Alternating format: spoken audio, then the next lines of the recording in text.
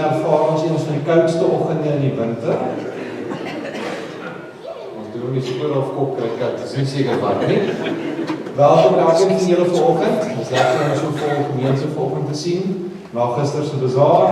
Ek dink van ons kant af net om te begin om te sê dankie vir elke liewe een wat hier was. Dankie vir elke stel hande, dankie vir elke donasie, dankie vir al julle tyd wat julle ingesit het. Ek dink ons het 'n ongelooflike goeie bazaar gehad. Dit was besig, die mense het lekker gekuier. Ons het sover redelik goeie terugvoer gekry, klink of almal dit geniet het. En is net omdat ons almal saamwerk. So baie dankie aan elkeen van julle. Ons sal so deur die volgende week wat sal ons die finansies en al daai dingetjies uitsorteer.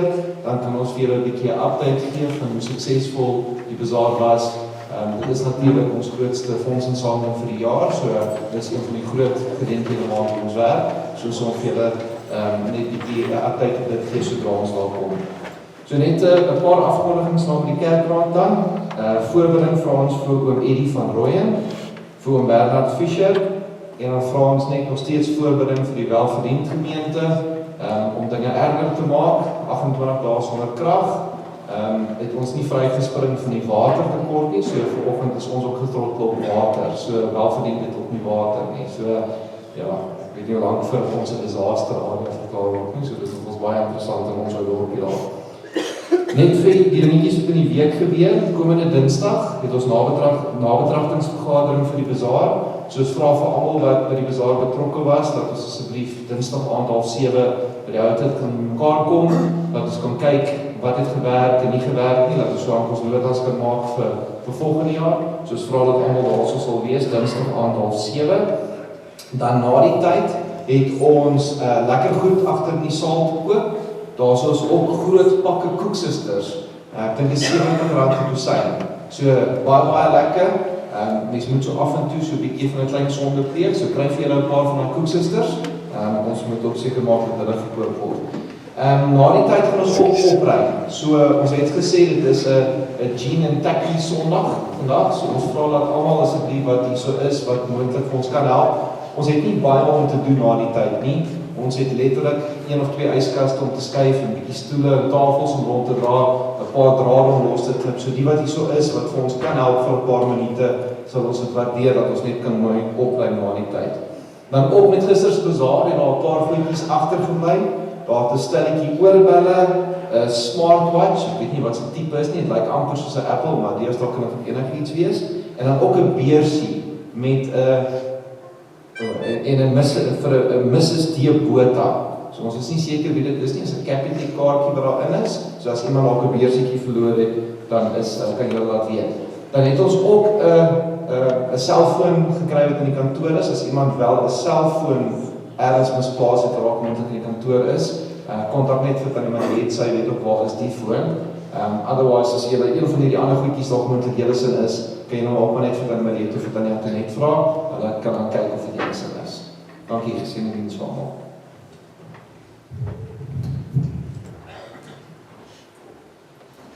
Gemeente, goeiemôre. Goeiemôre. Baie welkom by vanoggend se erediens. Ek moet eerlikwaar sê, ek is verskriklik dankbaar dat vandag so koud is en nie gister nie. Hierdie naweek was nogal een van daardie interessante geloofstoetse. Vrydag begin die dag bewolk en grou en dit reën baie meer as wat mens gemaklik mee is die dag voor die bazaar, so mens raak lekker senuweeagtig. Toe gee die Here vir ons Saterdag 'n fantastiese mooi dag. En ek wil baie graag dankie sê vir almal wat betrokke was daarbey, elkeen wat daar gewerk het, elkeen wat kom ondersteun het en elkeen wat op enige vlak iets daar kon doen het. Ons weet nog nie hoe groot finansiële sukses dit was nie. Ons weet wel dat dit suksesvol was en dat dit lekker was.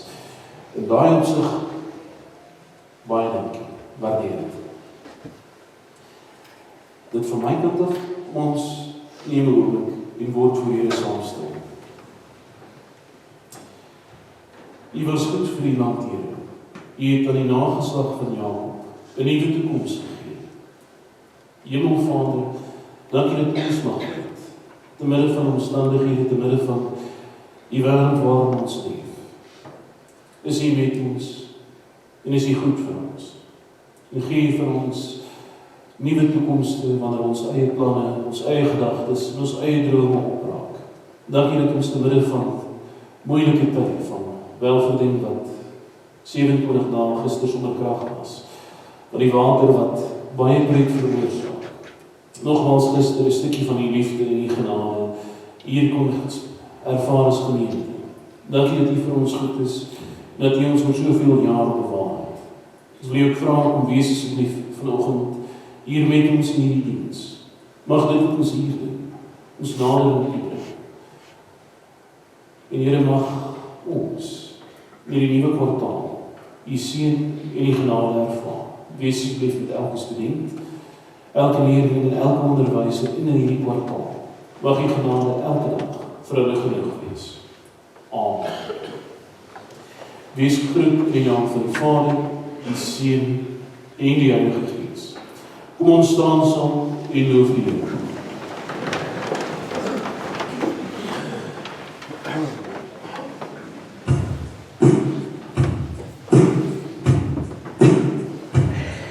My hand I hope not I lose me all and my free my dear soul be cold and far away from my heart my hand I hope not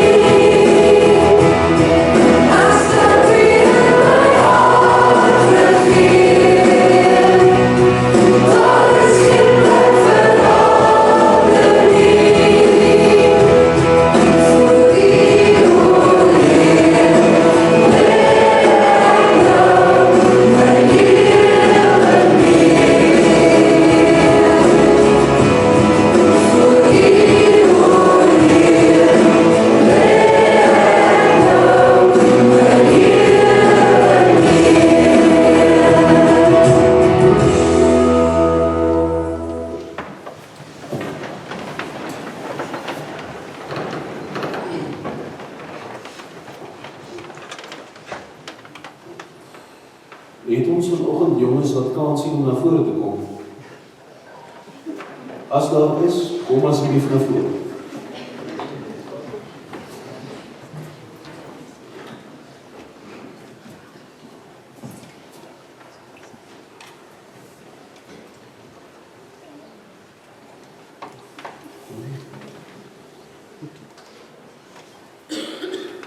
In geval julle gewonder het, julle is baie voorbeeldig om die Sondag na die bazaar op so koue oggend by die kerk te wees wanneer daar nie kategees of iets is nie. Julle kan maar trots wees op julleself, dit wys 'n baie goeie en sterk geloof.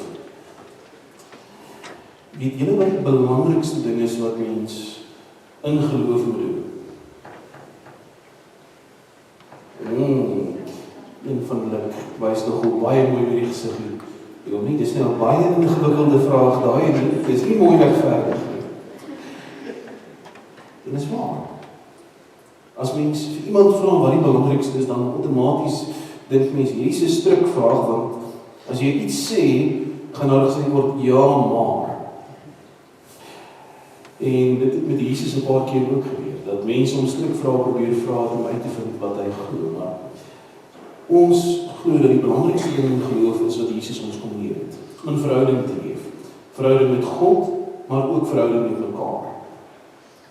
Weet jy hoe mens in verhouding leef? Is jy 'n deel van 'n gesin? Ek dink julle is almal deel van 'n gesin nie. Het julle maats? Julle het maats. Kan mens in verhouding met jou maats wees, vriende wees, as jy nooit met hulle praat nie? Wat dink jy? Nooit met hulle tyd spandeer, nooit enigiets saam doen. Daar is nie 'n manier. Maar word 'n grappie vertel van die ou oomie, wat sy vrou hom angstig vra, "Is jy lief vir my?" En dan sê hy vir haar, "Kan jy nie onthou nie, 50 jaar terug, toe ons getroud is, het ek vir jou gesê ek's lief vir jou. En ek sê vir jou, as dit ooit verander, sal ek jou sê. Moet dit asseblief nooit doen. Mense wil hê mens moet omgee en met ander tyd spandeer. Beter vriende jy met iemand is, hoe meer gesels jy, of hoe meer tyd spandeer jy. En in ons geloof is dit presies dieselfde. Hoe meer tyd ons met God spandeer, en hoe meer ons met God praat, hoe makliker is het om dit te doen, want soos enigiets in die lewe, 'n ding begin baie keer moeilik, maar hoe meer jy dit doen, hoe makliker raak. Dis ook ons by die huis, by die skool en ander plekke, gebedjies leer wat ons opsê, want dit maak ons gemaklik om te bid, dan praat ons makliker met God. Dis ons leer in kerk om, want dis 'n plek waar ons saam met ander wat glo by mekaar kom. En as mens dit dwars deur jou lewe doen, dan hoef jy nie bekommerd te wees of jou geloof op 'n goeie plek is, want dis die basis daarvan. Leef in verhouding met ander mense, want ander mense verander ons, en met God. Dus ons neem 'n oomblik en bid saam. Ons bid saam. Here, dankie dat U vir ons lief is. Dankie dat geloof nie die moeilike ding is wat geen mens kan doen nie, maar eintlik 'n maklike ding is wat ons kan doen. Soms moeite is en soms harde werk is, maar iets is wat elkeen van ons kan doen. Help ons om asseblief, soos wat ons tyd in ons vriendskappe en ons familie insit, ook tyd met U te sit, sodat ons verhouding met U ook sterk mag wees, mag groei, en ons na alle omstandighede mag dra en lei. Amen. Sal jy asseblief seker maak dat almal ietsie kry. As almal 'n lekkertjie gekry het, is julle welkom om weer te gaan sit.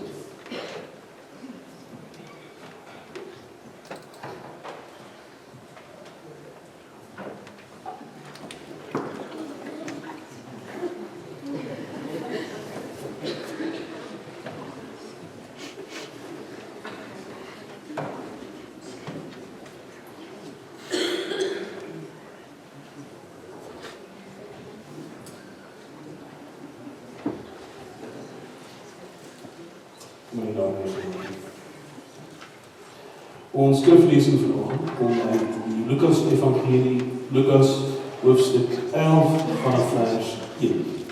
Lukas 11 vanaf vers 1.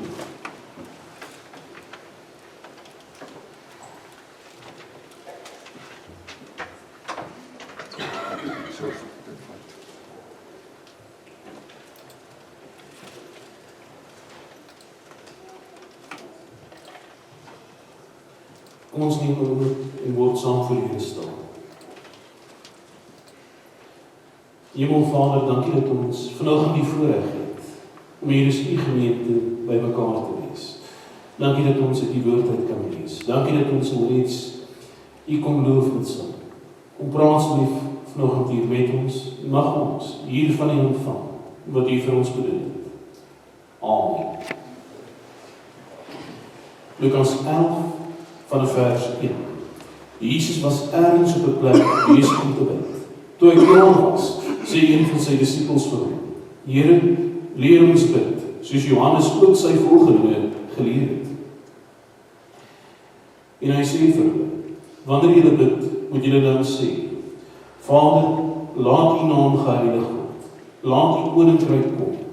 Gee ons elke dag ons daaglikse brood en vergeef ons sondes, want ons vergewe ook elkeen wat teen ons oortree. En laat ons nie in die versoeking kom nie. Verder sê hy vir my, sê nou een van julle het 'n vriend, en jy gaan in die middel van die nag na hom toe, en jy vra, vriend, leen my bietjie 3 brode, want 'n vriend van my wat op reis is, het by my aangekom, en ek het niks om vir hom voor te sit nie. En die ander antwoord van binne af, moenie my lastig val nie. Die deur is al gesluit, en ek en my kinders sal nie weet. Ek kan nie opstaan om dit vir jou te gee. Ek sê vir julle, al sou hy nie opstaan en dit vir hom gee, omdat hy sy vriend is nie, sal hy opstaan en hom alles gee wat hy nodig het, omdat hy hom nie skaam om aan te hou vra nie. Ek sê vir julle, vra en vir julle sal gegee word, soek en julle sal kry, klop en vir julle sal oopgemaak word. Elkeen wat vra ontvang, en elkeen wat soek kry, en elkeen wat klop sal oopgemaak word. Is daar 'n pa onder julle wat as sy seun vir hom 'n vis vra, vir hom 'n slang sal gee, in plaas van 'n vis, of as hy 'n eier vra, vir hom 'n skorpioen sal gee? As julle wat sleg is, dan weet om vir julle kinders goeie dinge te gee, die Vader in die hemel nog baie meer. Hy sal die Heilige Gees gee vir die wat vra. Tot daar sit ons skriflesing vanaand. Hierdie teksgedeelte bevat die gebed wat waarskynlik die bekendste teksgedeelte in die Bybel na Psalm 23 is. As jy al ooit 'n Amerikaanse film gesien het en iemand geloof aandui, dan begin hulle iewers ter afhawe out in heaven bid of dit sê, want dit is 'n bekende gebed en mense herken dit lekker maklik. En die evangelies bevat hierdie gebed op verskillende maniere. Die Matteus Evangelie is die ene wat ons baie goed ken. Hy is die ene wat op 'n ander manier afsluit aan U behoort die eer en die heerlikheid tot in alle ewigheid. Amen. Terwyl die Lukas Evangelie eintlik so half 'n bietjie stomper eindig, maar waar Matteus sê dis hoe jy bid, en dan stop hy in Lukas en sê die disippels het na Jesus toe gegaan toe hy besig was om te bid, en hulle sê hulle wil ook eintlik leer om te bid, wat om te sê hoe mense dit reg en mooi kan doen. En dan kom vertel Jesus in die Lukas Evangelie vir hulle hoe om te doen. Ek dink enigiemand het al waarskynlik daai gevoel gehad, ek weet hoe om te bid. Ons het Sondagoggende voor die diens begin agter die gebedstuin en gebedsessie, en dis nogal soms baie pret om te sien. Die kere wat ek af was en daar was, het ek agtergekom, dis baie beter om te sê, jy is die eerste persoon wees om te bid as die tweede een, want as die eerste persoon vir alles bid, dan weet jy nie noodwendig wat om te bid nie. En toe ek nou 'n bietjie jonger in die bediening was, ons in die klein platland 'n oomie gehad wat verskriklik oulik was by kerkraad, maar hy het so 'n bietjie begin vergeetagtig raak. En eendag so in die konsistorie gebed is hy so aan die bid, en hy bid vir die boere, vir die reën, vir die vee, vir die plase, vir die dorpspaaie, vir die bome, vir die bosse. En iemand sê toe amen, toe sê ek dankie tog, ek kan nie onthou wat te sê nie. En Jesus begin Jesus so weer vir mense te sê, nou hoe bid mens? Wat is dit wat mens moet doen om te bid? En dis juist die ding.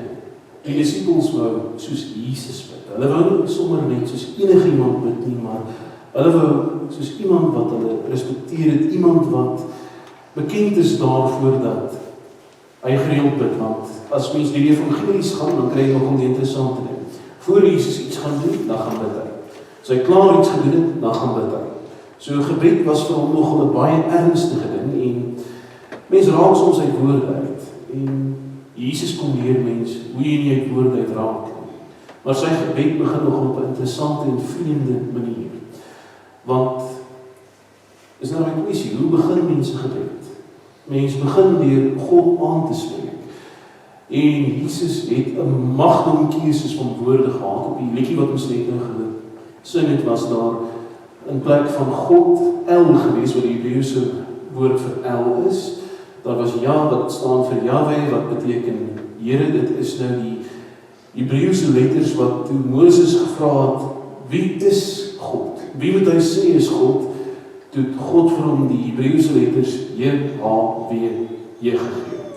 Ons nie die vaagste bedoel om dit uit te spreek nie, want daar was nie klinkers gewees nie.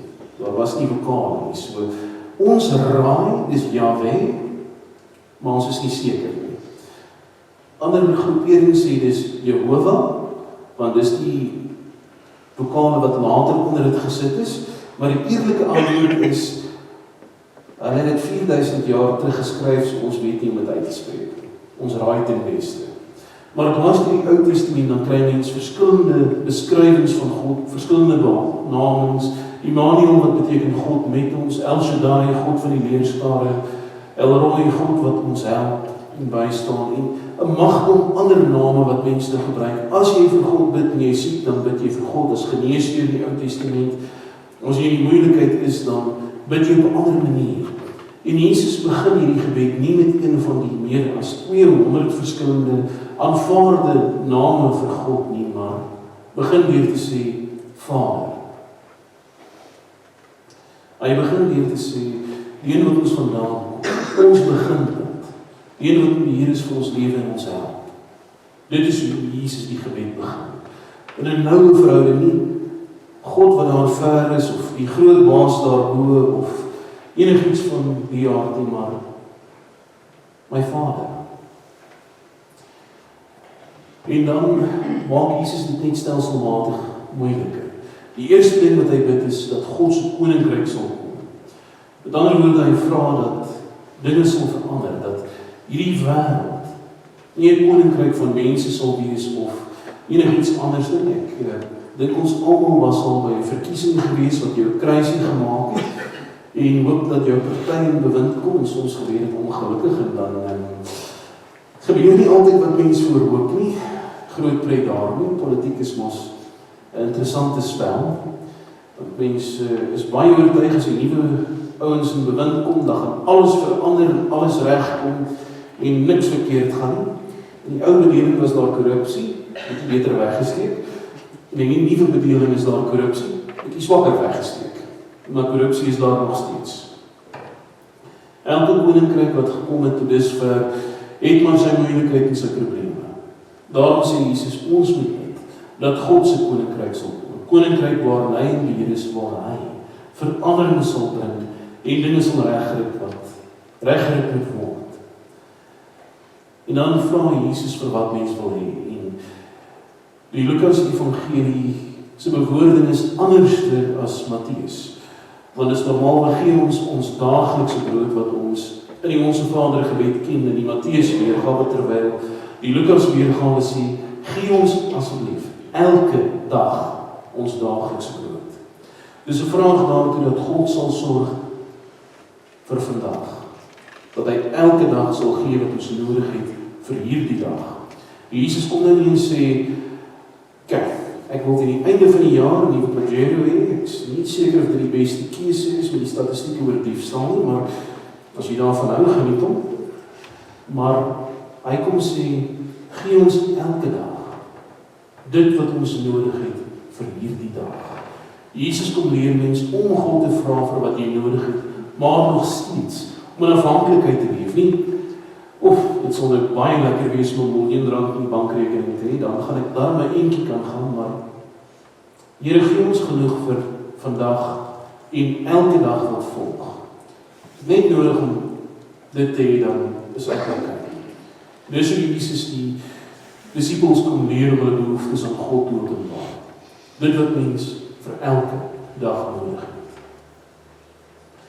En Jesus sit dan in dinge in hierdie gebed wat, as ek 'n persoonlike keuse kon maak om met 'n koutjie gedeelte in die Bybel net so klein bietjie te modify, so dit hierdie stuk van die Onse Vader gebed wees, want in al die weergawe van die Onse Vader gebed is hierdie woorde daar en dit is aaklig.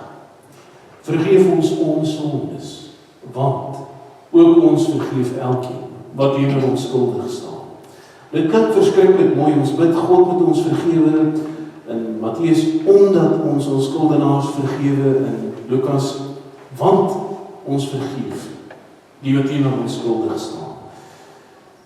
Dis 'n moeilikhede, want vergewe ons regtig altyd die mense wat teenoor ons skuldig staan, of is dit soms baie lekker om kwaad te wees? Is dit soms baie lekker om te sê, ek gaan jou vergewe, maar ek hou hierdie vir die res van jou lewe teen jou. Dis nogal 'n probleem daar. Daar's 'n goeie Afrikaanse grappie daarvoor wat dit baie mooi illustreer. Die vrouens en die mans moet asseblief verdien vergewe, maar agter elke vrou wat die hoenderste is daar 'n man wat die vaagste binne het wat hy gedoen het. En ek kan met eerlikheid sê dit gebeur. Ek het al by die huis gesien, daar's nou 'n gesigsuitdrukking wat sê iets het verkeerd gegaan. En ek het nie 'n klou wat dit was nie. Maar jy is skuldig. Nee, waarskynlik skuldig, sonder twyfel. Maar dis die probleem ook met wanneer mense niemand vergewe nie. Hulle weet nie jy vergewe hulle nie. Jy is die een wat kwaad om dit by daar staan. Mense dra self daai las saam met jou. Die eerste vergewe maak jou self vry. En ons vra vir God deur hierdie gebed te bid dat hy ons harte sal verander, dat hy ons gesindheid sal verander, want as ons bid, vergewe ons, want ons vergewe ander, dan bid ons, maak dat ek ander vergewe, sodat ek vergewe kan word. Dit is 'n heeltemal ander manier van dink en optree, wat Jesus kom leer. En dan sê hy, bring ons nie in die versoeking, Lukas se weergawe, terwyl Matteus sê, en bring ons nie in die versoeking, maar verlos ons van die bose. Nie 'n groot verskil daarin nie, maar dis 'n ding wat nogal vreemd klink, want gaan God ons in die versoeking inbring? God sal ons mos nou nie in die versoeking inbring nie, dit kan ons nou nie gebeur nie, hy is lief vir ons en 'n God van liefde. Dis nou weer een van daai gevalle, taal het verander. Selfde ding in Afrikaans, as jy sê, moet iemand oordeel nie, sê, moenie hulle baadjie takseer. Baie min van ons dra baadjies, om hulle baadjie te takseer gaan moeilik wees, veral wat 2/3 van almal se gedagte van takseer is belasting. Maar wat hiermee bedoel is, dieselfde as wat in Job gebeur. Soms gebeur die lewe, soms is daar moeilike omstandighede, soms gaan goeie mense deur moeilike tye en dan gebruik die Here dit as 'n geloofstoets vir ons ook. Hy stuur dit nie oor ons pad nie, maar hy laat dit ons uit lopende wil toe.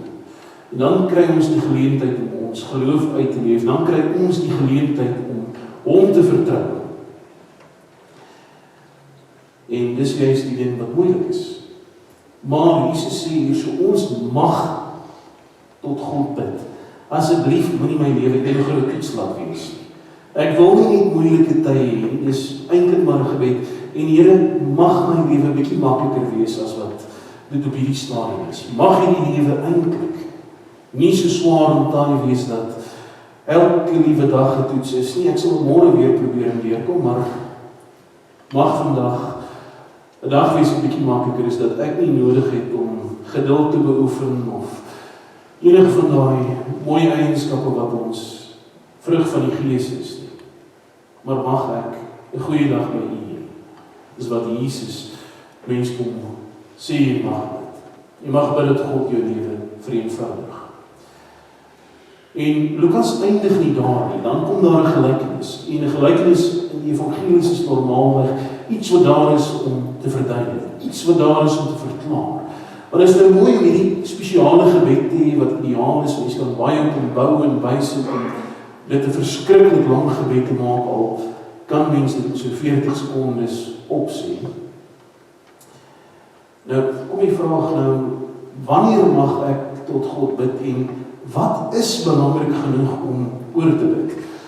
Die gemeentelid wat vroeër in die Katolieke Kerk was, wat gesê het, toe hy in skool was, waar daar nonne was, en die nonne gesê, jy pla nie dadelik vir Jesus of vir God nie, Jy het eers 'n paar ander goeders wat jy doen in die werk, eers 'n bietjie voordat jy bid daarvoor. Jy vat nie sommer enigiets na Jesus toe. Jy probeer eers self, voordat jy oorweeg om te bid.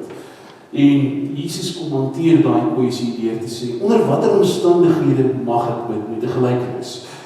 Nou, ons almal weet, daar's van ons wat baie goed in die oggend is, en van ons wat baie goed in die aand is. En as jy baie goed in die aand is, lekker wakker en op is jy normaalweg nie iemand wat vroegoggend is en andersom. Nou, skets Jesus in die prentjie van iemand wat by 'n pel se huis aankom rondom middernag en begin klop. As jy rondom middernag klop, is daar 'n kans dat ek nog gaan wakker wees en nie te veel gaan omgee om jou te pla nie. As jy 4, 5 uur in die oggend klop, gaan jy dalk vergerking met die kry, maar waarskynlik nie vir my nie. Die kans is baie skaal daarop. Ek is nie 'n sterk oggendmens nie. My eerste gemeente het hulle hard probeer om my oggendmens te maak. Die gemeente het gehad wat my 1 keer 'n week 4 uur die oggend gebel het met sy weeklikse gebedsversoeke. Toe begin ek om 12:15 die aand bel om te laat weet ek vir hom gebid het. En toe vind ons 'n kompromie en praat nie middel van die dag. Maar so veel as wat dit kan pla om iemand wat 'n oggendmens is, middernag te kom pla, soveel as wat dit kan pla om iemand wat 'n aandmens is, vroegoggend wakker te maak. Dis mense ons bereid om te doen. En Jesus vertel hierdie gelykenis van iemand wat by 'n pel aankom, heeltemal te laat, alles is al toe, en hy kom vra vir iets. En Jesus sê, omdat daai ou die guts gehad het om dit te doen, gaan sy pel hom help, want hy slaap wakker. Dis nou daai kwessie, iemand wat jou bel en vra, as jy wakker? Nee, ek praat in my slaap. Jy is wakker, jy gaan in elk geval maar gesels en aangaan en help. Hoeveel meer sal God nie doen? Kom vertel Jesus. Hy kom sê, as 'n pel wat nie eintlik wakker wil wees, bereid sal wees om jou te help, want hy's 'n pel of omdat jy die guts gehad het om dit te doen, en hy nou in elk geval wakker is. Hoeveel meer sal God mense help? Op die mees ongeleë of die snaakste van tye sal God by mense wees. Hy los mense nie in die klein of in die moeilikheid. Maar kom natuurlik ook dan daai vraag, soms bid mense vir goed en God voel asof hy die mense gebede antwoord nie. As die grapie van die ou Joodse oomie, hy bid al vir 10 jaar dat die Here vir hom die lotto laat wen. Eendag sê die Here vir hom, kom sy by vir kaartjie. Want hy moet daar ook sy kant doen. Ek het nog nooit gebid om die lotto te wen nie, want ek weet hoe ek met geld werk, en as ek 'n vaste begroting het, dan is ek baie betroubaar. As ek te veel spending money het, dan is ek soos 'n kind in 'n sweetieswinkel. Gevaarlik. En dit kom sê Jesus ook met die einde van hierdie gebedsgedeelte in Lukas. Kom vertel hy vir mense hoe God is met gebed. Hy sê dat God omgee, dat God sorg. Dat soos 'n pa of 'n ma nie as 'n kind vra, ek soek 'n visie om te eet vir hulle lewendige slang sal gee wat hulle kan pik of byt en hulle kan skade aan nie. En soos 'n kind vra, ek wil 'n eiertjie hê, God nie vir iets sal gee wat skade is. Want ons as ouers, as die kinders vra vir 'n eier, gaan definitief nie vir hulle skerp joene gee nie. Dat is nie almal dodelik giftig nie, maar as jy al ooit hierin gesteek of geknyp is, dis baie ongemaklik en glad nie lekker nie. So mense sal dit nie vir iemand anders gee. Jesus kom wys met hierdie beeld dat God gee vir mense wat vir jou goed is. As jy vir iets vra om jou te voed, sal hy vir jou iets gee om te voed. Nie noodwendig altyd wat jy vra nie, maar definitief nie iets wat vir jou skade sal doen of iets wat jou lewe kan negatief affekteer. Dit spot ons baie maklik. Dit sal lekker wees om 'n miljoen in die bank te hê, maar is nou een van daai aardige krisisse. Ek geniet my werk verskriklik, so dit gaan niks verander behalwe dat ek te veel speelgoed gaan koop. So is dalk 'n beter ding dat ek nie 'n miljoen in die bank het nie. Die Here weet dat as ek dit ooit bid, dan is dit nie 'n ding wat vir my geantwoord moet word nie, want dit sal wees soos om vir my 'n skerp een te gee. En God weet wanneer ons vir iets bid wat ons nodig het en wat ons dink ons nodig het. En sy planne vir ons is baie beter as wat ons planne ooit kan wees. So wanneer Jesus mens kom sê hoe om te bid, kom wys hy vir mens dat ons aan God bid, ons Vader waarmee ons in verhouding is, dat ons vir hom kan vra vir sy wil, dat ons kan vra vir ons basiese behoeftes, en dat ons enige iets kan vra, maar hy gaan nie altyd vir ons gee wat ons vra nie. Want soms is wat ons vra, nie dinge wat vir ons goed sal wees nie, maar dinge wat ons lewe moeilik of sleg kan maak. Daarom weet God beter as ons. So, wanneer ons bid, dan gaan hy ons altyd antwoord. Maar hy gaan ons antwoord soos 'n pa wat lief is vir sy kinders, soos 'n ouer wat omgee, en vir ons dit gee wat ons nodig het en vir ons goed is. So ons kan enige tyd bid, maar met die wete dat God antwoord, maar nie soos wat ons wil. So om ons, maak 'n punt daarvan, om te bid, te besef wie Here is, en watter verhouding ons met hom is. En wie dat dan, kan ons wat ook al ons wil vir hom vra, maar hy die finale besluit. Dit is nie 'n kwessie dat hy ons nie antwoord nie. Hy antwoord ons op 'n beter manier as wat ons van kan doen. So kom ons word stil en bid tot die Here. Hemel Vader, dankie dat U vir ons goed is. Dankie dat U vir ons in die Bybel nie net abstrakte lesse gee nie, maar ook wys hoe ons kan bid, hoe ons kan leef, hoe ons hierdie wêreld 'n verskil kan maak.